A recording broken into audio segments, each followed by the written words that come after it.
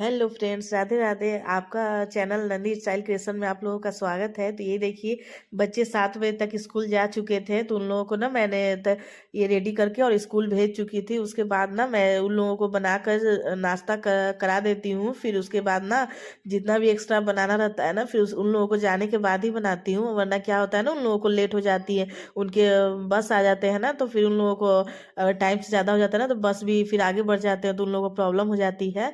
तो फिर उन लोगों को ना भेज कर और फिर उसके बाद ना हमारी जितनी भी एक्स्ट्रा जो बाकी का था रोटियां, वो मैं बना रही थी। जो सत्तू होता है वो भर के जो रोटी बनाया जाता है, वो मैं जल्दी जल्दी में बनाई, इसलिए कि ठंडे का दिन है और सत्तू का रोटी खाने में बहुत ही ज़्यादा अच्छा लगता है।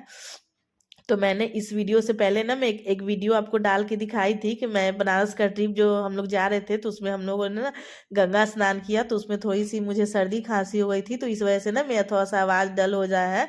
तो उस वजह से ना आप लोग इग्नोर करिएगा। तो ये देखिए, ये सत्तू भर का रोटी ना मैं एक एक करके बनाते जा रही हूँ। तो मैंने सोचा थोड़ा सा मैं यही वीडियो शूट करके और आप लोगों को दिखा देती हूँ कि जो पैसा और समय और ये होता है ना, ये सब बहुत ही ज़्यादा मायने रखता है कि हम किस तरह से पैसा, समय को और पैसे की बचत करें, समय की बचत करें। इस हमते और घर का कामों करके और तीनों चारों को एक से लेकर और चलना बहुत ही ज़्यादा मैटर हो जाता है। तो एक एक करके ना मैंने सारी रोटियों को बना लिए, और तब तक ना मेरा करीब रोटियां सब बनाने में आधा से 1 घंटा लग चुका था। फिर उसके बाद ना मैं लाइव भी करती हूँ, तो मैंने ना पहले लाइव ही कर दी थी। लाइव करने के बाद ना मैंने वहाँ से काटी, तो फिर मैं आकर सत्तू भर का रोटी बनाने लगी। और फिर उसके बाद ना फिर मैं ब्लाउज़ की स्टिचिंग करने लगी, इसलिए ना कि अर्जेंट ब्लाउज़ देना था। तो मैंने ना अस्तर वाले ब्लाउज़ की स्टिचिंग करने लगी। ये देखिए, ये टाइम हो रहा है कुछ 7:45 के करीब में टाइम हो रहा था, और ना सुबह में बहुत ज़्यादा सर्दी भी लग रही थी, तो मैंने ना थोड़ा सा दुपट्टा ओढ़ के और फिर मैं अपना काम स्टार्ट कर दी थी। तो ये मैं ना अस्तर वाले ब्लाउज की स्टिचिंग कर रही थी, कि जो कहते हैं ना सिलाई का काम छोटा है, वो आज मेरे जैसा ना बनना चाहते हैं। तो पैसा, नाम और पहचान, सामान्य टेलर नहीं, फैशन डिजाइनर बन गई हूँ अब मैं।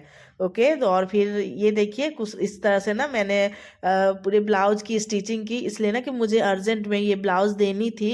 तो मैंने सोचा ना कि चलिए वीडियो भी बन जाएगा, और उसके बाद ना मैं अपने ब्लाउज को भी पूरे कर लूँगी। और ठंडी भी इतना कर रखी थी ना कि मुझे थोड़ा बहुत फीवर भी आ गया था, पर फिर भी तो वीडियो तो रोज़ बनानी ही है, ब्लॉगिंग तो रोज़ बना कर डालनी है। तो मैंने सोचा चलिए आज मैं इसी चीज़ का ब्लॉगिंग बनाती हूँ। तो ये देखिए, ये जो ब्लाउज़ का जो टेकन होता है, सबसे पहले मैंने आपको हर वीडियो में, पिछली हर वीडियो में मैंने आपको बताया था कि पहले सबसे पहले ना हम टेलर टेकन ही देते हैं, सॉरी।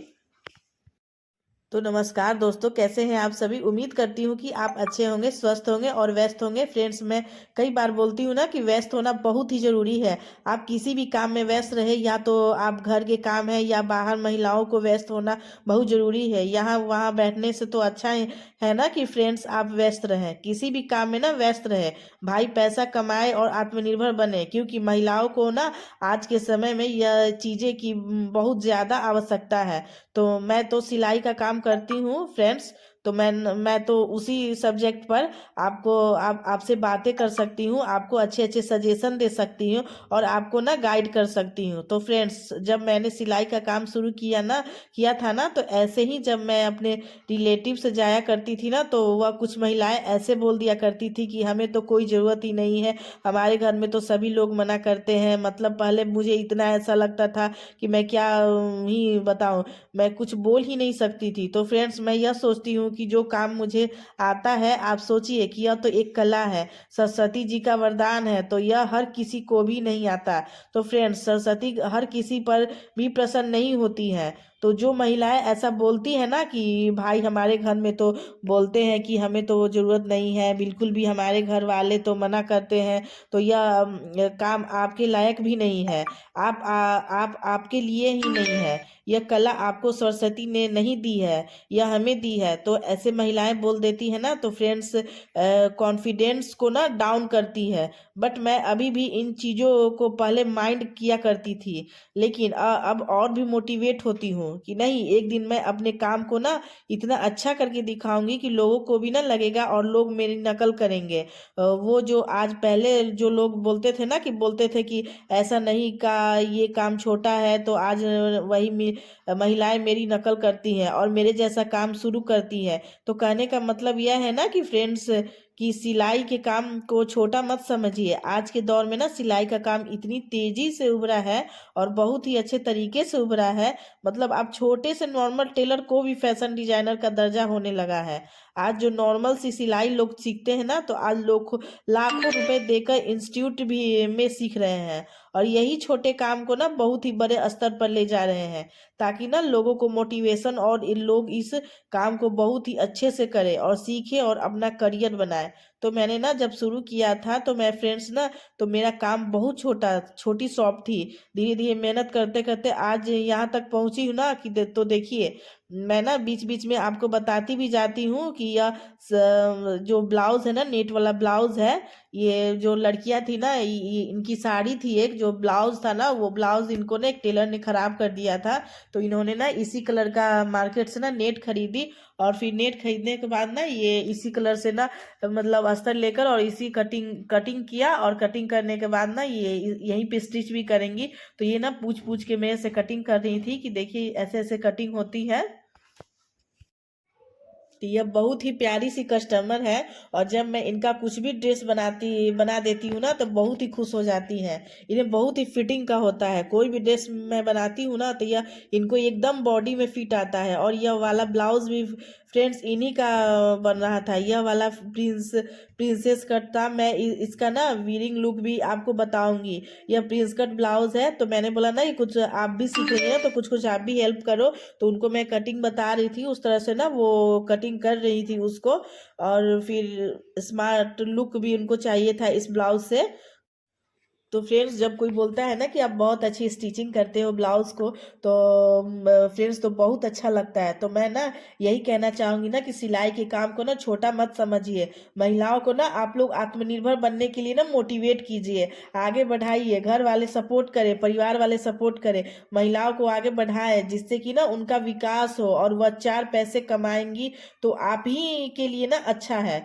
घर परिवार में ना थोड़ा मदद कर पाएंगी, और उनके लिए तो बहुत ही अच्छा है, क्योंकि वर्किंग वुमेन्स ना होती है ना, और जो घर में उनको रिस्पेक्ट जो काम करके नहीं मिल पाती है ना, तो चोला चौके करके ना नहीं मिल पाती है, तो वो ये बाहर के इस तरह से ना काम जब करने लगती है ना, तो उनको रिस्पेक्ट भी मिलने लगती है, चार पैसे भी आने लगता है, घर वाले इज्जत भी करने लगते हैं।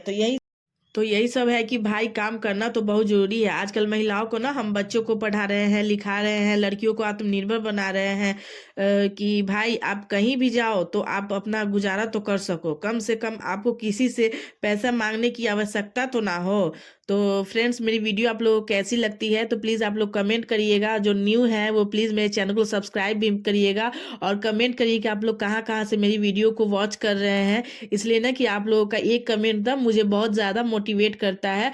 और ना जितने भी नारी है, जितने भी वुमेन्स हैं, जितने भी लेडीज़ हैं, उन लोगों को ना आप लोग ना जितना भी वीडियो है, जो भी वीडियो आप लोग देखते हैं, प्लीज़ उसको मोटिवेट करिए, और उन लोगों को ना एक सजेशन, एक सुझाव दीजिए कि आप लोग जो भी कर रही हैं, जैसा भी कर रही हैं, जितना भी जैसा भी सिलाई करती हैं, जो भी आप लोगों को गुण है, वो गुण को ना आप लोग आगे बढ़ाएं। तो इस तरह से ना बोलने से ना लेडीज़ को ना बहुत ज़्यादा मोटिवेट होता है।